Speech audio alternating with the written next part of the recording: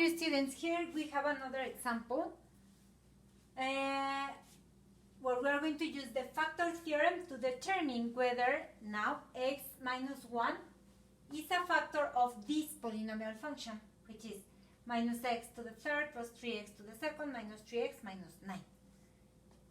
And remember that first of all we have to find c, and then as we have in the factor theorem, it says that a polynomial p of x has a factor x minus c if and only if p of c equals 0. So we're going to find c from here. So we have x minus c.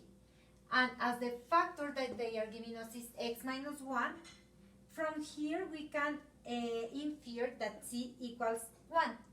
Now, once we have c, we are going to evaluate the function in c. So we're going to evaluate the function in 1 because c equals 1, okay?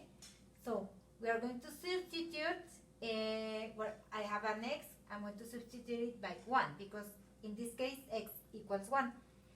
And we get that when we evaluate the function in 1, we get minus 10. And look, as we're not getting 0, that means that this factor x minus 1 is not a factor of this polynomial function. So what we have to write in the answers is p of c, and c equals 1, so we're going to write p of 1. Okay, when we evaluate the function in 1, we get what, dear students? Minus 10. So we have to write minus 10 here. And then, as we didn't get a 0 here, this is not a factor. We can see that this is not a factor of the polynomial function because of this factor theorem. And then we have to select the option that says x, in this case minus, instead of plus, this is minus and minus. X minus 1 is not a factor of p of x. And this is the option that you have to select. Okay, dear students? Good. So let's continue studying hard about polynomial functions.